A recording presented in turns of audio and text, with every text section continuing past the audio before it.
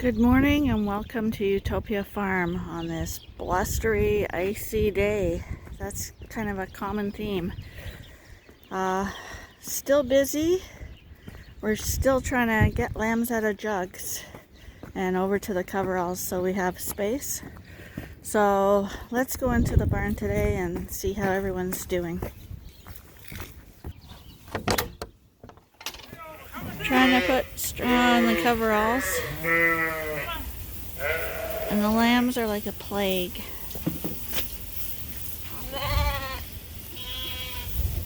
They're just all over the bale. If you wanted to catch one, you never could. But if you bring out a bale of straw, it's a mob.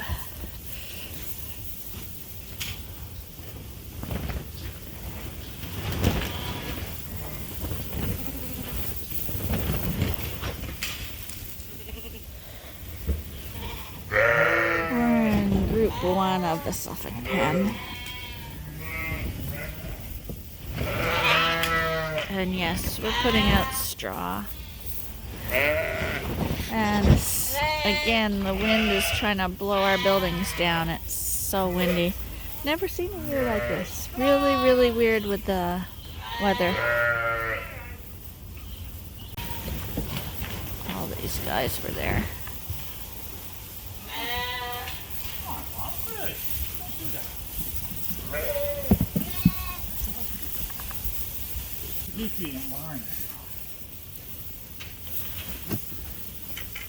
Oh, look at how long these sheep are. Look at this one. Is that long?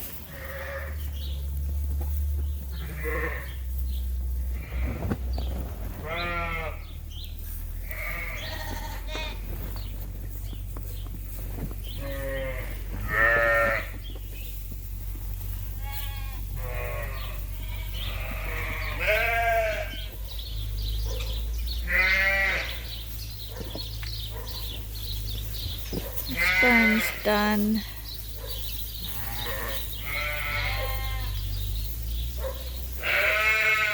It's starting to look really full now. As the lambs grow, it looks fuller and fuller.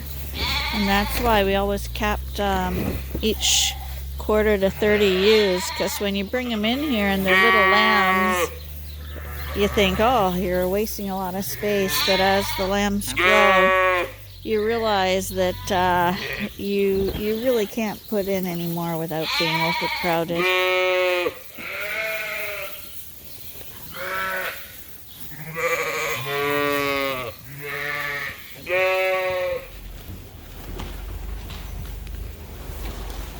This is extremely nice hay we're feeding these guys. You won't hear any screaming today from this barn. They're all totally loving us. It's third cut alfalfa grass mix.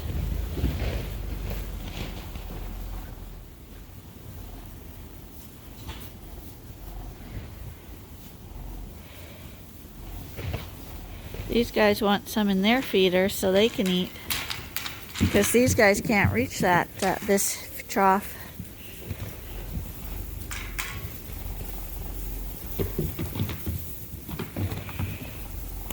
But they love it when mums are occupied. Put some in their feeder, because they can't reach this feeder yet. This is the small lambs.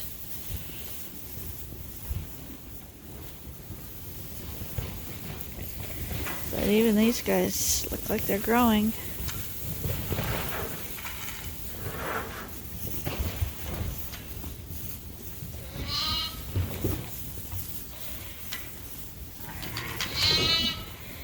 So we got the rowdy group that wants to party. And then we got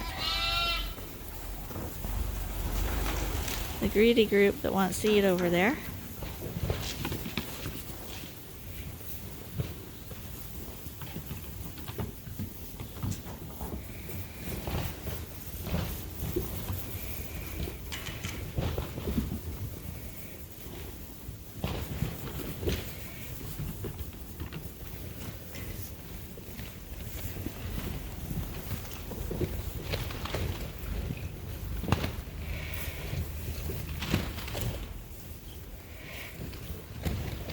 Hi guys.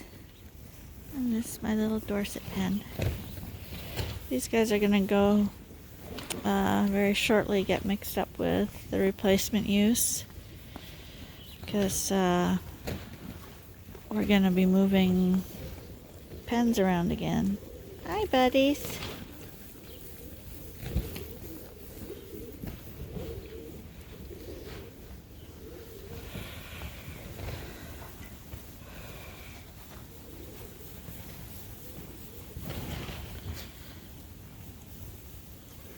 But you can see the interest as soon as he puts hay out in their feeder, how probably half of them ran in there. And like I said, the other half is the rowdy group.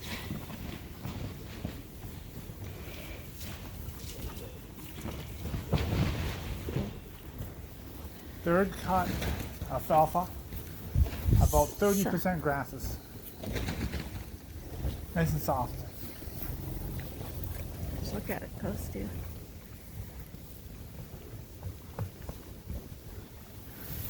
The lambs like it.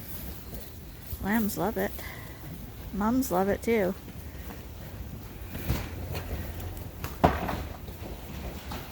Look at them all in there. Look at with their mouths full. Get up there, especially for them. The other barns need it too. Well, you see,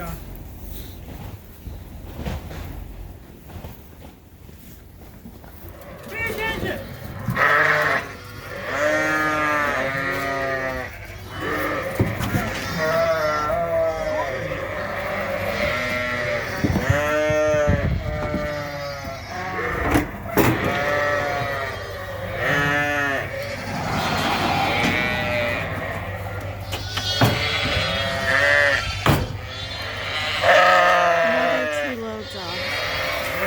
The noise with our sheep today are actually driving me crazy. They haven't stopped screaming all day. I don't know what's going on with them. So we're moving sheep into this barn, some more Dorsets. And then some Suffolks are going into the other barn. And yeah, I don't know. This barn's screaming, the main barn's screaming, they're all screaming. I was trying to get my tagging done and I've got a splitting headache now. It's ridiculous. I don't know what's wrong with them. But we got two groups in the trailer, so they have to be sorted out one by one. It's a little harder when you bring over two different breeds, but we need to get more out here, so that's what's happening. Okay, now we're going to offload the Dorset lambs. So I'm going to pass them out to Arnie and he's going to put them in the pen. So all the Dorset lambs are out and it's just Suffolk mums and lambs in the trailer now. We're going to go over to the other barn and offload these guys.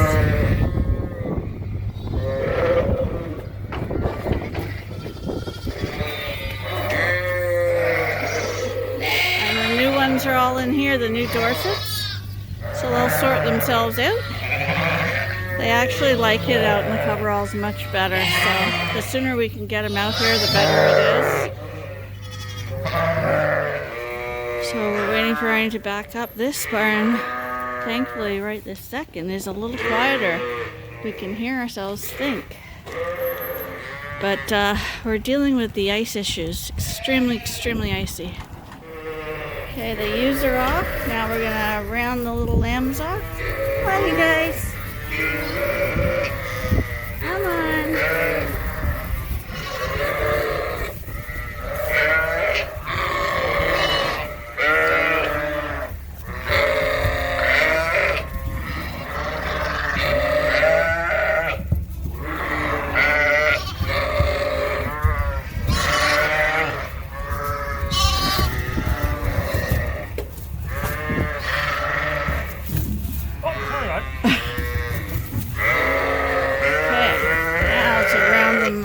Here.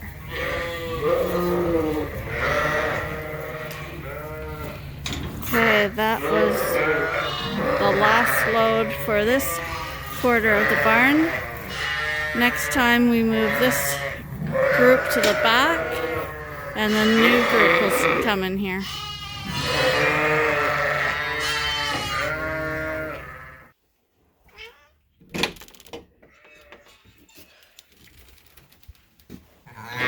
This is our nighttime check and our close down of the barn. And you saw this afternoon we took a bunch of Dorsets over to the coveralls. And now in here it's mostly Suffolks. And you hear the sound? It's way quieter. I always blamed it on the Suffolks, the noise. But it was actually the Dorsets. They are loud. It just seems like heaven in here tonight. So nice and peaceful. My camera's misting up. So we've got a bunch of smart aleck bottle babies who figured out how to get into the feeders, which is really annoying because when they keep popping into the jugs and the mums in the jugs don't like that. Arnie's gonna shovel out a few of the jugs, so as you can see we got 3 empty ones here. So they've slowed down again and it's given us a chance to catch up.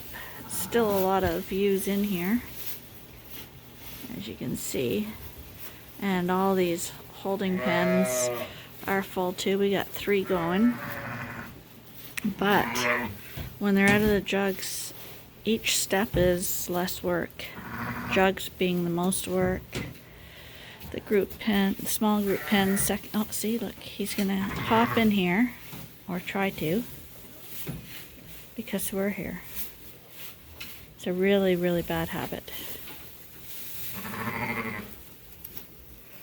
So I'm gonna go over to the coveralls and feed the bottles there, and that's it for evening chores. No one's lambing, right? So no one's lambing right now, so that means we can actually get into the house on time, and on time for us is usually around 10 o'clock.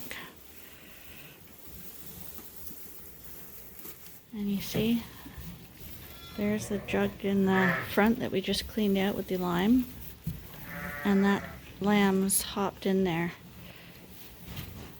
Now the question is, can he hop back out?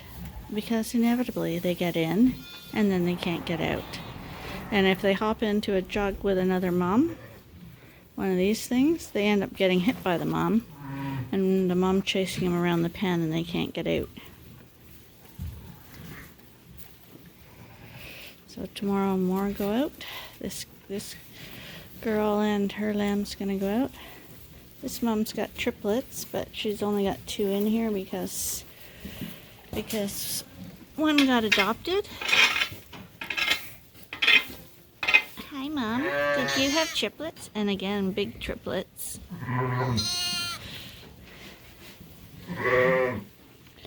I'll try. Now we got twins in here, and this is an adopted one, adopted triplet right there. This one's hers. So don't say single mums are no good, because they're extremely handy. These are both hers. These are triplets in here under the feeder. And this mom adopted a triplet too. And they're under there, both hers and the other one. And this mom adopted a triplet. This one's hers. And that one's the adopted guy. That one's from Wide Load. This mom has a single that had a bad birth. This one's not doing that He great. actually did pretty good tonight. Is he better tonight? Yeah. He's just slow because we weren't there and he had a swollen head, so I think he had a bad birth. This mom is the good mom that shows no racist tendencies. Yeah, no races here. She's adopted the Suffolk. The Suffolk was a triplet too, right? A lot of triplets, eh? This is our Texel cross. I keep wanting to show you these lambs because I don't know if you can tell, but they're like other lambs when they're born. They're kind of flimsy looking, but the little Texels, I gotta say, of the lambs that are born, the Texel crosses are my favorite by far. They're chunky, they're quiet, they come in all different colors. They're a little laid back. Yeah, They don't get too stressed. but they're chunky too, like they're like little teddy bears. Right, Mommy? Two identical ones. Like, we're getting out of the Texel crosses. We're down to our last few, but if I was just a commercial breeder, these are probably my favorite. But people in Canada are afraid of Texel influence. I don't know why. Texels make for meaty lambs and extremely good mothers, quiet mothers. And like I say, the cute markings and stuff is just an added bonus. But we have never ever had problems with the Texel crosses. He's trying to nurse, I think. No, she just stepped on it. I know, but... Hi, buddies. Oh. Changed their position there. It's kind of hard to figure out what's what with the white background. But see the little white guy and the black guy resting his head on him. And then she's got twins. They're her own. What do you have? Adopted baby too. She was a single. Oh yeah, this is the 10-year-old. She's 10, and she had one of her own, and she adopted a triplet.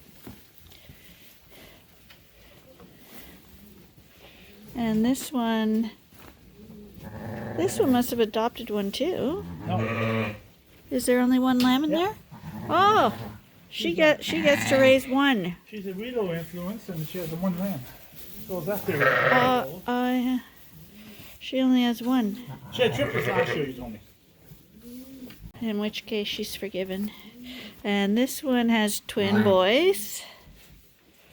And this one has triplets with her. Oh, and the one we thought had no anus, apparently it does. So all is good again. And this one has twins. So yeah,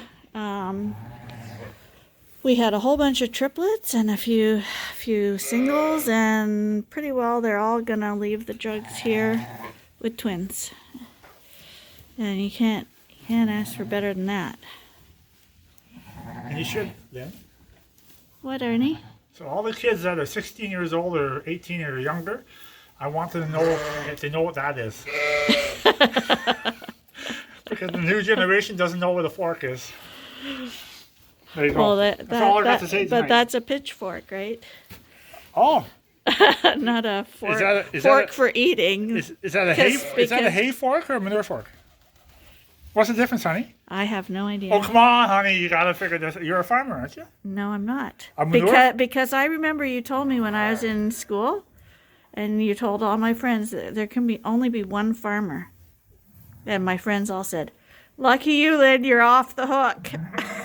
A hay fork has 3 teeth, and any more than 3 teeth is considered a manure fork. Why? Because manure is kind of thick and heavy, and you have to have more teeth, so it doesn't fall out. A hay fork, you want less teeth to grab that loose hay and pick it up. Come on, Lynn. Doesn't make sense. It's been around for 200 years. This one works better for me. The one this with is a manure fork. Well, that one works better for hay too. Hey, on. That's all your lessons for tonight. Let's go. Okay. Lock it in. And these are the Bottle babies. We got Crookie there. Annie is still a super guzzler. She's underneath there. Just stole Crookie's, but Crookie finished. Annie is always one of the first to finish. She's a super guzzler. There's Karen. There's Kevin at the end over there.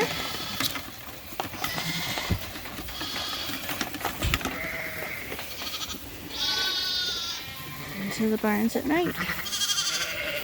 And we brought a whole bunch over here this afternoon.